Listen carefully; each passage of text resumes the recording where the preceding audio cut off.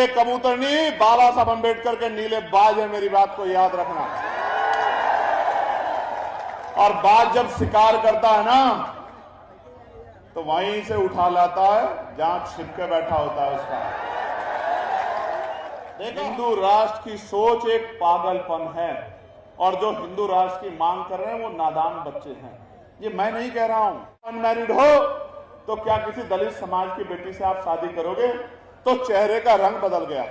और यही बात, भाई भाई की बात, जब हमारा आईएएस है यहाँ संतोष वर्मा, जब उसने की कि भाई आप हिंदू हिंदू भाई भाई की बात कर रहे हैं, और खड़े होके कोई उसका पुतला फूंकता है, कोई उसको पीटने की बात करता है, सस्पेंड करा दिया। कल भी मैंने एक नेताजी को सुना भाजपा के कि हम इसको ये कर, निकल जाओगे आप लोग, उसको निकल जाओ, जो हम देख लेते हैं, जाओ, हम खड़े आदिवासी समाज के लोग, जाओ। भारत के इतिहास में बहुत महत्वपूर्ण दिन है। आज के दिन एक क्रांति सूर्य जो इसी मध्य प्रदेश की धरती से जन्मा था, 14 अप्रैल 1891 को, वो सूर्य 6 दिसंबर 1956 को आज ही के दिन अस्त हुआ था। साथियों, इसलिए बड़े दुख का दिन है। मैं खुद की तरफ से, अपनी पार्टी की तरफ से, हमारे संगठन की तरफ से, एक एक कार्यकर्ता की तरफ से परम पूजनीय विश्वरत्न डॉक्टर बाबा साहब अम्बेडकर को अपनी आदरांजलि पेश करता हूं। और आदरांजलि पेश करने का मतलब ये नहीं है कि सिर्फ भाषण करके या नारा लगा के बात खत्म हो जाए। आज इस मध्य प्रदेश की धरती पर जब मैं सुबह पार्लियामेंट गया था बाबा साहब अम्बेडकर को नमन करने के लिए, तो ये संकल्प लेके वहां से चला था कि आने वाले कुछ सालों के बाद देश की संसद में एक अम्बेडकरवादी प्राइम मिनिस्टर बनकर जाएगा। ये संकल्प करके आज दिल्ली की पार्लियामेंट से निकला। प्यारे साथियों, बाबा साहब को मानने का मतलब है बाबा साहब को जानना। जब तक आप बाबा साहब को जानोगे नहीं, तब तक आप बाबा साहब को मान नहीं सकते। और उनको सच्ची आदरांजलि ये होगी कि आप बाबा साहब अम्बेडकर के विचारों को पढ़ें और उन विचारों पर चलने का काम करें। मैं जब जब मध्य प्रदेश आता हूं, मुझे मध्य प्रदेश से झोली भर भर के प्यार मिलता है, इसमें कोई दो राय नहीं है। देश में बड़े बड़े आंदोलन हुए, बड़े बड़े सम्मेलन हुए, लेकिन भोपाल जैसा सम्मेलन मध्य प्रदेश के अलावा कोई नहीं कर पाया। लेकिन सिर्फ भोपाल के सम्मेलन से बात आगे नहीं बढ़ेगी। मैं आज के कार्यक्रम की शुरुआत उस शपथ से करूंगा जो शपथ अभी पश्चिम उत्तर प्रदेश के 3 मंडल की सभा करके हम लोगों ने लिया था। महत्वपूर्ण दिन है।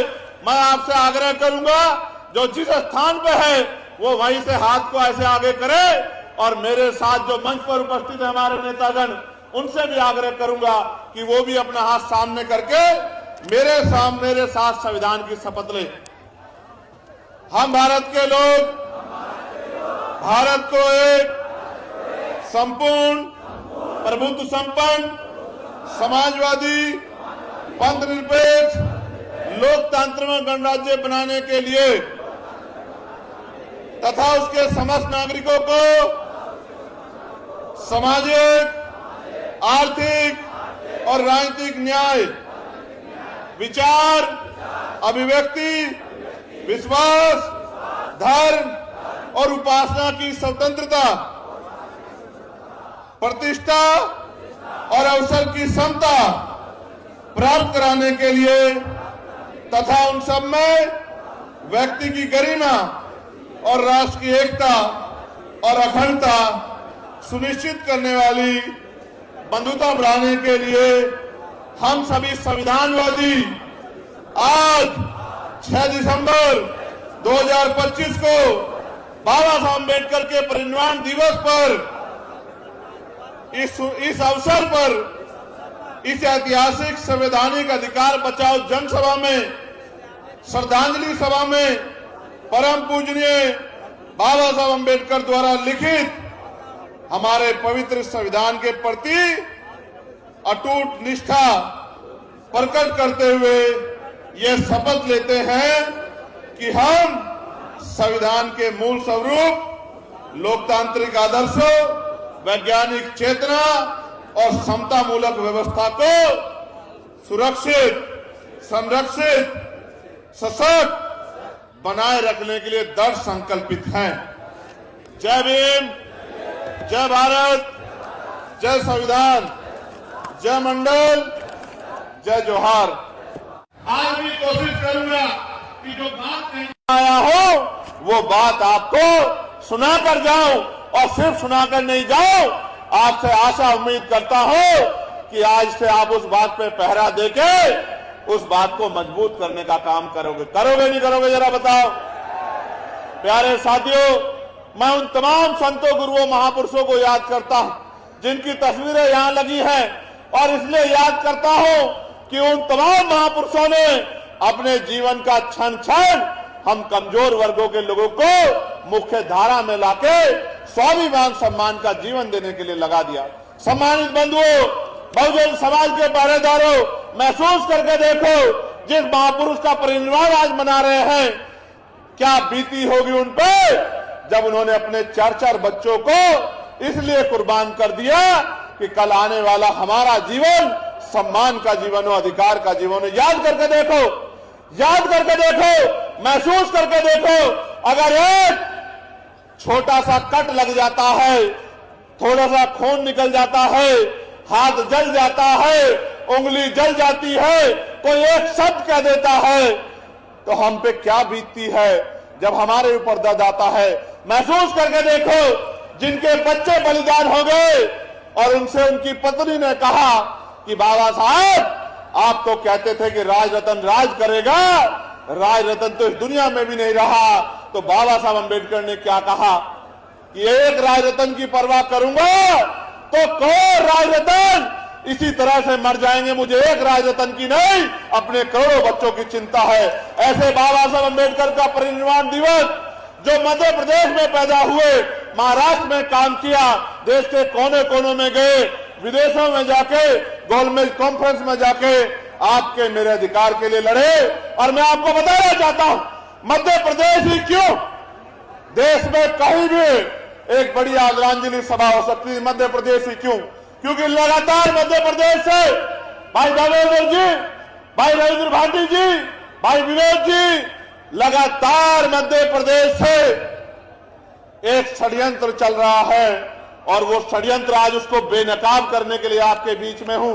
ये वही इंदरगढ़ है जहां कुछ दिन पहले हमारे भाइयों पे हमला करने की जरूरत की गई थी। ये वही इंदरगढ़ है, मैं इस बात को जानता हूं।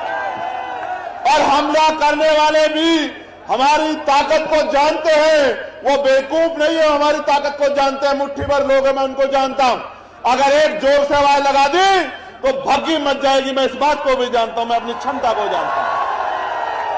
प्यारे साथियों, गौर से सुनो कि क्या षड्यंत्र है। षड्यंत्र ये है कि इस देश को जो मजबूत करता, अखंड बनाता, वो भारत के संविधान को कमजोर करने का षड्यंत्र किया जा रहा है। उस संविधान को कुचलने का षड्यंत्र किया जा रहा है, और देश जानता है, विरोधी जानता है, दुश्मन जानता है, जब तक बाबा साहब को मानने वाले हैं, जब तक फूले को मानने वाले हैं, जब तक साहू को मानने वाले हैं, जब तक इन बहुजन महापुरुषों को मानने वाले लोग हैं, तब तक वो लोग इस काम को नहीं कर सकते। इसलिए जानबूझ के वो अंदर अंदर एक आंदोलन चला रहे हैं कि बाबा साहब अंबेडकर अगर संविधान निर्माता नहीं रहेंगे, इस बात को लोगों के अंदर बात चली जाए तो हम महसूस करना कितनी गहरी बात बता रहा हूं। मरते रोज लोग हैं, सड़क पे एक्सीडेंट होते हैं, लोग जलकर मरते हैं, पीड़ा में मरते हैं, तमाम तरह के अन्य अत्याचार में मरते हैं, लेकिन हम उस दुख को कितने समय तक गले से लगाते हैं, हम उस दुख को कितने देर तक याद रखते हैं, हमें उसकी पीड़ा कितनी देर होती है, इस बात को समझना पड़ेगा मेरे साथियों। वो जानते हैं अगर इनके मन से बात निकल जाए कि बाबा साहब अंबेडकर संविधान निर्माता नहीं है, तो अगर कल हम संविधान को बदलने की कोशिश करेंगे तो ये लोग चुप हो जाएंगे, क्योंकि ज्यादा देर ये दुख नहीं रख पाएंगे मन में। और जब तक ये बात इस देश के इतिहास पर लिखी है, इस देश की छाती पर लिखी है कि बाबा साहब अंबेडकर संविधान निर्माता है, किसी की मां ने दूध नहीं पिलाया कि वो संविधान की तरफ आंख उठाकर देखे। मेरी बात को आप याद रखें। इसलिए जानबूझ के षड्यंत्र करके आपके मन में जो संवेदना है, जो भावना है, बाबा साहब अम्बेडकर इस देश के प्रति उनको अपमानित किया गया। अंग्रेजों के साथ जोड़ के उनके विरोध में जाति के आधार पे मैं आपको बस ये बताना चाहता हूं, ये षड्यंत्र पुराना है, लेकिन मैं आपको एक घटना के बाद साथ इस बात को मजबूत करके बताऊंगा। महाराष्ट्र में नामांतर आंदोलन चल रहा था। माननीय अध्यक्ष जी, मेरी बात पर गौर करना। महाराष्ट्र में नामांतर आंदोलन चल रहा था। महाराष्ट्र में जो है, जो मराठा यूनिवर्सिटी है, उसका नाम बाबा साहब अम्बेडकर के नाम पर करने की बात चल रही है। वहां के अम्बेडकरवादी लोग आंदोलन कर रहे थे। गौर से सुनना नौजवान साथियों, वो आंदोलन कर रहे थे। 79 में गोलियां चली, कई नौजवान शहीद हो गए। सरकार ने नाम नहीं बदला, सरकार राजी नहीं थी। लेकिन इधर काशीराम साहब गांव-गांव जाके इस उत्तर प्रदेश, मध्य प्रदेश, बुंदेलखंड के अंदर, राजस्थान के अंदर, पंजाब के अंदर, हरियाणा के अंदर बाबा साहब के विचारों को लोगों से जोड़ने का काम कर रहे हैं। एक ऐसा समय आया कि उधर नामांतर का आंदोलन चल रहा था, शरद पवार जी की सरकार थी, और दूसरी तरफ यहां उत्तर प्रदेश में 14 अप्रैल 1989 को एक यूनिवर्सिटी का नाम बाबा साहब अम्बेडकर के नाम पर रखा गया। यह आंदोलन नहीं चल रहा था उत्तर प्रदेश में, आंदोलन मराठा महाराष्ट्र में चल रहा था, नाम उत्तर प्रदेश में रखा गया। क्यों?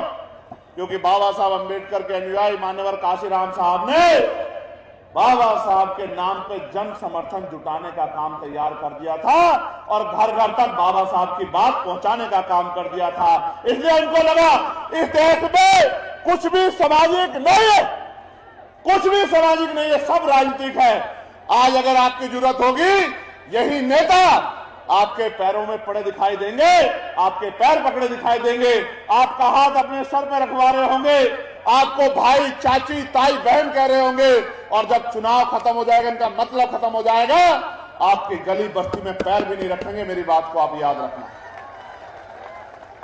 न होता वोट का अधिकार। ये हम पढ़ते हैं बाबा साहब अम्बेडकर को, हम पार्लियामेंट की डिबेट पढ़ते हैं, और मैं आपको सच बता रहा हूं, SIR चल रहा है। इस वोट को दिलाने के लिए बाबा साहब अम्बेडकर ने लंबे समय तक गोलमेज कॉन्फ्रेंस में और देश के तमाम नेताओं को सहमत किया कि एक एक बालिग व्यक्ति को वोट का अधिकार मिलना चाहिए। कोई राजी नहीं था। कोई कहता पूंजीपतियों को मिलना चाहिए, कोई कहता पैसे वालों को, कोई कहता पढ़े लिखे लोगों को। बाबा साहब अम्बेडकर ने कहा, जब तक मेरे इस कमजोर हक वंचित समाज को, मेरी बहनों को, माओ को, मेरे नौजवान बच्चों को, बुजुर्गों को वोट का अधिकार नहीं मिलेगा, लोकतंत्र पैदा नहीं हो सकता। ये बात मैंने आपको किसने बताई? आप याद रखो, काशीराम साहब कहते थे, चमचों को कुछ मत कहो, जिन हाथ में चमचे हैं उन हाथ पे चोट मारो। इन चमचों के पिताजी कौन है, इन चमचों की पार्टी कौन सी है, इस बात को बस अपने दिमाग में बिठा लो, और उस पार्टी का एक भी आदमी जीतना नहीं चाहिए। ये सब सीधे हो जाएंगे। मेरी बात को आप याद रखें। ये जो रोज आपके खिलाफ मुहिम चलाते हैं ना, जो नेता आपके खिलाफ बोल रहा है, कुछ मत करो, लोकतंत्र है, बोलने की आजादी है, व्यक्ति की आजादी है, बस उसकी आईडी निकालो, उसका पता निकालो, और ये देखो कि वो और उसका परिवार कौन सी पार्टी से जुड़ा हुआ। और जब आपको पता लग जाए तो जन जागरण अभियान चला चला के अपने एक एक आदमी को बताने का काम करो कि इस पार्टी के व्यक्ति को किसी भी कीमत पे हम लोग विधानसभा, लोकसभा में जाने नहीं देंगे। मैं आज लिख के कहता हूं, इस देश में अच्छे अच्छे सीधे हुए हैं और अच्छे अच्छे सीधे हो जाएंगे। कुछ ही दिनों की बात है। मेरी बात को आप याद रखें।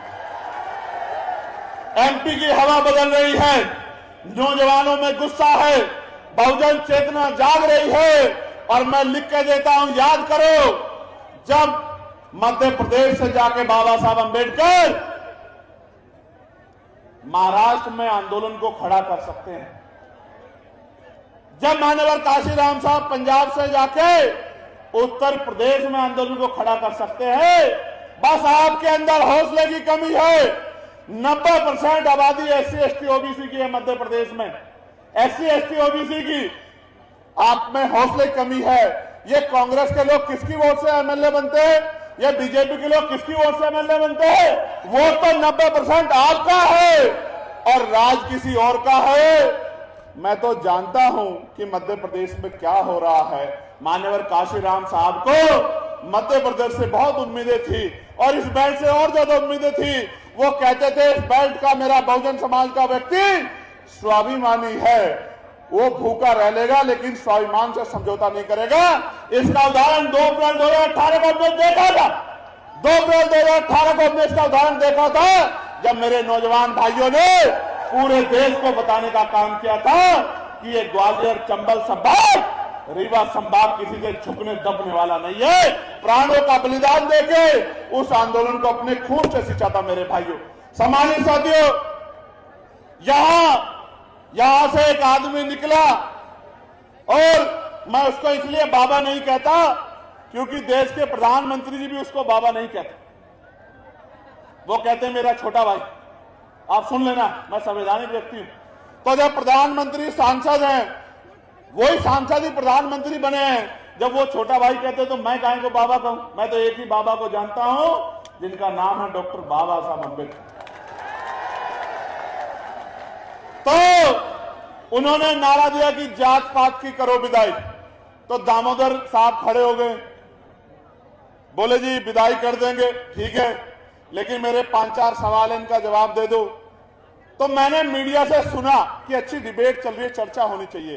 तो एक कैमरामैन ने, एक पत्रकार ने उनके आगे माइक किया कि साहब जात पात की विदाई कर रहे हो तो जात पात खत्म कर दोगे? तो बोले नहीं, हम आज के लोगों की बात आप कहां मानने वाले हैं, तो इसलिए मैं आपसे कह रहा हूं।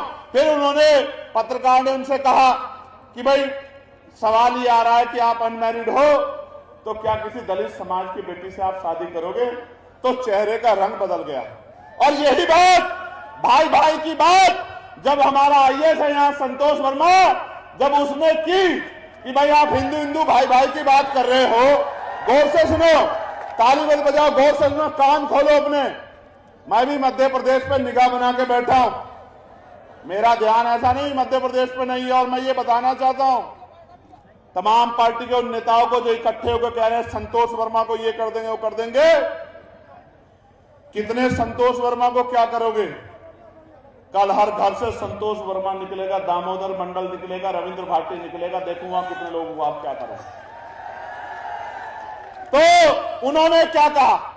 उन्होंने कहा कि जब तक हिंदुओं में रोटी बेटी का रिश्ता नहीं होगा, इसी बात को बाबा साहब अम्बेडकर कह रहे थे, इसी बात को संतराम बीए प्रजापति कह रहे थे जात पात कोडक मंडल में, एलिगेशन ऑफ कास्ट में, वो भी यही कहते कि तभी तो भाईचारा बनेगा जब जातियों को तोड़ के आप शादियां करोगे।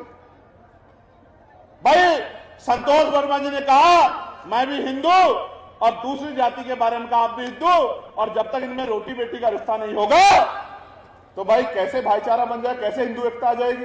तो जैसे कहा तो सारे लोग खड़े हो गए, सारे लोग खड़े हो गए और खड़े होके कोई उसका पुतला फूंकता है, कोई उसको पीटने की बात करता है, सस्पेंड करा दिया। कल भी मैंने एक नेताजी को सुना भाजपा के कि हम इसको ये कर, निकल जाओगे आप लोग, उसको निकल जाओ, जो हम देख लेते हैं, जाओ हम खड़े आदिवासी समाज के लोग, जाओ निकल जाओ, हम देख लेंगे बहुजन समाज के लोग, अगर आप में हिम्मत है तो। मैं आपको स्पष्ट कर रहा हूं, ये इनका नारा सच्चा है, लेकिन चुनाव से पहले, मैंने कहा ना कुछ भी सामाजिक नहीं है, सब कुछ राजनीतिक है। चुनाव से पहले ये नारा सच्चा है और चुनाव के बाद ये नारा खोखला है। फिर चुनाव के बाद कुशवाहा के सर पे पेशाब भी यही करेंगे, कुशवाहा को जूता भी यही चटवाएंगे, थूक। पाल बघेल को जो है अगर वो कथा करेगा तो उसको पीटने का काम भी करेंगे और बारात रोकने का काम भी करेंगे और तमाम तरह का उत्पीड़न करने का काम करेंगे और आरक्षण के नाम पे गाली देने का काम करेंगे और चुनाव में आपके पैरों में ऐसे पड़ के आपसे वोट लेने का काम करेंगे। आपको समझदार बनना होगा। मैं आज कह रहा हूं, आप हिम्मत बढ़ाओ। हम अम्बेडकरवादी लोग तो सीना तान के खड़े हैं। मैं दामोदर मंडल को कहना चाहता हूं, मैं सुनील बैरसिया को कहना चाहता हूं, मैं सुनील अस्ते कहना चाहता हूं, सत्येंद्र विद्रोही अनिल गुर्जर को कहना चाहता हूं, रामप्रीत को कहना चाहता हूं, आरडी प्रजापति जी को कहना चाहता हूं, निकलो घर से और बहुजन समाज में भाईचारा बनाओ। हम तो बनाने वाले लोग हैं, आपके पीछे खड़े होके आपको मध्य प्रदेश की कुर्सी पर बिठाने का काम करेंगे। मेरी बात को आप याद रखें। मैं आपको बहुत जिम्मेदारी से कह रहा हूं, मेरे नीले कबूतर नहीं, बाबा साहब अंबेडकर के नीले बाज है। मेरी बात को याद रखना। और बाज जब शिकार करता है ना, तो वहीं से उठा लाता है जहां छिप के बैठा होता है उसका। देखो, हमारी लड़ाई संवैधानिक है। वो आपको उकसाने का काम करेंगे, आपको आपके काम से भटका के इस तरह की प्रेस वार्ता करके कोई शब्द कह के आपका ध्यान आकर्षित करने का काम करेंगे। इन पे ध्यान नहीं देना है। ये जानबूझ के कर रहे हैं। क्यों? क्योंकि ये जान रहे हैं कि यहां कमजोर वर्गों में एकता बन रही है, लीडरशिप खड़ी हो रही है, आंदोलन मजबूत हो रहा है, और ये जानबूझ के आपको रास्ते से भटकाने का काम कर रहे हैं। इनको इनके हाल पे छोड़ दो, और जिस दिन राजकाज बनेगा ये सारे लोग वहीं होंगे जहां इनको होना चाहिए। प्यारे साथियों, मैं एक बड़े नेता हुए हैं जिनको लौह पुरुष सरदार वल्लभ भाई पटेल कहा जाता है। भाटी जी, मेरी बात पर गौर करना। लौह पुरुष सरदार पटेल साहब की, उन्होंने कहा हिंदू राष्ट्र की सोच एक पागलपन है, और जो हिंदू राष्ट्र की मांग कर रहे हैं वो नादान बच्चे हैं। ये मैं नहीं कह रहा हूं। कौन कह रहा है? कौन कह रहा है? कौन कह रहा है? लौह पुरुष सरदार वल्लभ भाई पटेल कह रहे हैं कि हिंदू राष्ट्र की बात करना, हिंदू राष्ट्र की सोच रखना, ये पागलपन है। तो आज जो इस बात को कर रहे हैं, क्या वो सरदार पटेल के खिलाफ है? बाबा साहब अंबेडकर ने कहा कि ये देश जब तक संविधान है कभी हिंदू राष्ट्र नहीं बन सकता। तो जो हिंदू राष्ट्र बनाने की बात कर रहे हैं वो इस संविधान को कुचलने की तो बात कर रहे हैं। मैं आपसे पूछना चाहता हूं, क्या आप चाहते हैं हिंदू राष्ट्र कुचला जाए, संविधान कुचला जाए? मैं आपसे पूछना चाहता हूं। दोनों हाथ उठा के बताओ, क्या आपके होते तो इस संविधान को कुचल सकता है? कुचल सकता है किसी की मजाल? बहुत अच्छे। मैं आपको यही बता रहा हूं, बड़े बुरे हालात। आपको याद होगा, राजनीतिक लड़ाई बता रहा हूं, गौर से सुनना। मध्य प्रदेश के हमारे लीडर तमाम सारे 2018 में यहां के लोगों ने भारतीय जनता पार्टी से मुक्ति लेने के लिए कांग्रेस की सरकार बनाने का काम किया था? नहीं किया था? किया था ना? कांग्रेस की सरकार भी बन गई, सरकार चल भी रही थी। विचारधारा कितनी इंपॉर्टेंट है, इस बात को आप समझना, कितनी महत्वपूर्ण विचारधारा। एक नेताजी अपने 20 साथियों को लेके भारतीय जनता पार्टी में चले गए, कांग्रेस की सरकार में गए। आप समझो, आप जिनको बीजेपी के विकल्प में वोट देकर जिताते हो, ये सब यही थे जब बाबा साहब अंबेडकर आपके लिए खून के आंसू अपनी आंखों से लहू के रूप में बहा रहे थे। बाबा साहब जब बहा रहे थे, यही थे वो लोग जिन्होंने बाबा साहब अंबेडकर को कॉन्स्टिट्यूशन असेंबली में ना जाने दिया जाए, इसके लिए तमाम तरह के प्रयास किए। आप इनको विकल्प मानते हो? इतना कमजोर है यहां विपक्ष। मैं आज आपसे कह रहा हूं, अगर यहां कोई भविष्य विकल्प बनेगा तो इस एकता के जरिए आजाद समाज पार्टी भारतीय जनता पार्टी का विकल्प बनेगी। और जब आजाद समाज पार्टी 90% बहुजनों को एक करके चलेगी, तो मैं आपको लिख के देता हूं कि ना सम्राट मीर वोट 3 में होंगे वहां, और ना ही पिछड़े वर्ग को जो 27% संवैधानिक मिला है वो 27% को छीन पाएगा। मेरी बात को याद रखना। भारतीय जनता पार्टी पिछले 20 साल से पिछड़े वर्ग के हमारे परिवार के व्यक्ति को मुख्यमंत्री बनाती है ना। यहां क्यों बनाती है? खुशी से नहीं, क्योंकि वो जानती है कि पिछड़े वर्ग के लोग संख्या यहां ज्यादा। लेकिन एक बात गौर की आपने, एक आंदोलन हो रहा था, मेरे आज भी याद है, शिवराज सिंह चौहान जी मुख्यमंत्री थे, इतनी बुरी बुरी मां बहन की गालियां उन आंदोलन करने वालों ने आदरणीय शिवराज सिंह चौहान जी को दी थी। मेरे आज भी याद है, नहीं याद है? मेरे याद है, तब हिंदू एकता कहा गई थी, तब उसको पिछड़े वर्ग का नेता बना के उसको गाली देने का काम कर रहे थे। और आज भी बताता हूं, छोड़ो, जब अभी आदरणीय मोहन यादव जो यहां मुख्यमंत्री है, जब वो 27% के लिए लड़ रहे थे, तो यही लोग जो आंदोलन चला रहे थे ना, अभी जो कह रहे थे बाबा साहब संविधान निर्माता नहीं है, यही लोग मोहन यादव को जी भर भर के गाली देने का काम कर रहे थे। ये सच्चाई है। क्या तब मोहन यादव हिंदू नहीं रहा था? क्या तब शिवराज सिंह चौहान हिंदू नहीं रहा था? चुनाव खत्म हुआ, फिर वो भाईचारा भी खत्म हुआ जो चुनावी भाईचारा था। मैं आपसे कहना चाहता हूं मेरे प्यारे साथियों, समय की पाबंदी ना होती और मेरे कंधों पे ज्यादा जिम्मेदारी ना होती और उत्तर प्रदेश टारगेट में ना होता तो सबसे पहले मध्य प्रदेश में बाबा साहब अंबेडकर, फूले, साहू, पेरियार की अलग जगाने का काम मध्य प्रदेश से घर घर जाके हम लोग करते। आज आप यहां आए हो, एक वादा मुझसे करो, अगर सच में बाबा साहब के लिए जीना चाहते हो, सच में काशीराम साहब के लिए जीना चाहते हो, सच में मां बहनों को स्वाभिमान सम्मान का जीवन दिलाना चाहते हो, सच में राष्ट्रपिता ज्योतिबा फूले, छत्रपति साहू जी महाराज, ईवी पेरियार, रामा नायकर स्वामी, पेरियार यादव, बाबू जगदेव प्रसाद कुशवाहा, जननायक कपूरी ठाकुर का, संतराम बीए प्रजापति जी का, ब्रह्मानंद लोधी जी का सपना पूरा करना चाहते हो तो ऐसे यहां दिल पे हाथ रखो, ऐसे रखो दिल पे हाथ। दिल इधर नहीं होता, राइट साइड लेफ्ट साइड होता है, याद रखना। दिल पे हाथ रखो और पूछो, क्या इस गरीबी, बेबसी, लाचारी की जिंदगी में खुश हो? क्या बताओ? दोनों हाथ उठा के बताओ, खुश हो क्या? कौन बदलेगा इसको? कैसे बदलेंगे? लोकतंत्र में एक ही तरीका बदलने का, जब आपके उंगली बटन दबाने के लिए जाए तो वो बटन स्वाभिमान सम्मान का प्रतीक आजाद समाज पार्टी काशीराम का होना चाहिए। आप जानते हो, गोलियां खाई, लाठियां खाई, जेलें काटी, चुनाव चल रहा था, गुर्जर समाज के सैकड़ों भाइयों को जेल में घेरने के लिए यहां ग्वालियर में आंदोलन हुआ, नेता छिप छिप कर बैठ गए। रविंद्र भाटी जी ने मुझसे कहा कि भाई चलना है, विनय भाई ने मुझसे कहा आज चुनाव सर पे है, मैंने कहा चुनाव आप संभाल लेना, मैं इस पिछड़े वर्ग में भाईचारा बनाने के लिए निकला हूं।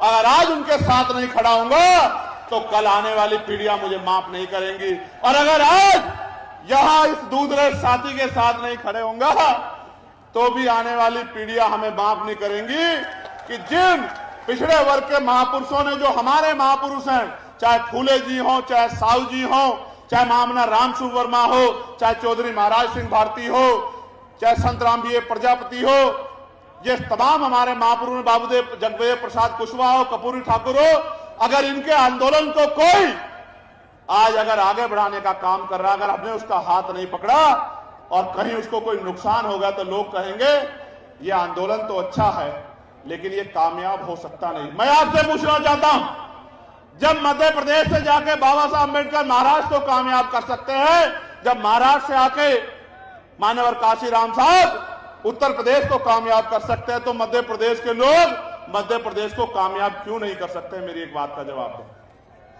कर सकते हैं नहीं कर सकते हैं? कर सकते हैं नहीं कर सकते हैं? बताओ। दो मामले, आपके अपने पैसे किसी ने देके भेजा? नहीं, मैं किसी का चमचा नहीं हूँ। मेरे पास जो है, मेरे गांव में जो है 200 घर की बसी का चाहिए यादवों की। अब बोलो।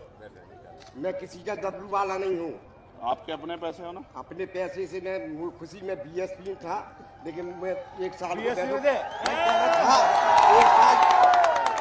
से मेरे पास मेरे दिमाग में जो आई कि भाई साहब की आपकी सुन के मुझे आंसू आने लगा, तो मैंने कहा भाई साहब ने पहुंचो, ये मेरे बाग जलाते हैं। भाई साहब बिल्कुल बड़े बात भाई। प्यारे साथियों, सीटन जी, एक तो मैं भूमाफियाओं को, हमारे यहाँ जिले के जो अधिकारी हैं उनकी जानकारी के से कहना चाहता हूं कि वो गरीबियों की जमीन को छीनने का काम बंद कर दे, इसके परिणाम घातक हो सकते हैं। एक बात और, शिवचरण साहब जो 70 साल के हैं,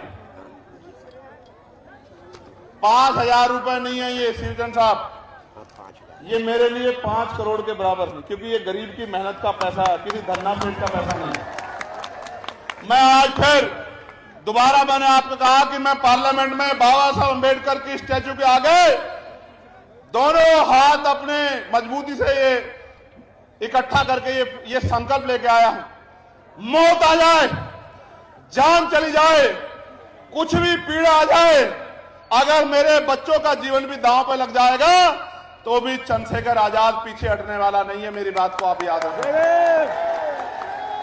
लंबे समय से ये बहुजन समाज के लोग रूखी सूखी खा के और किस तरह से अपमानित होकर जी रहे हैं, इनके दिन बदलने का समय आ गया।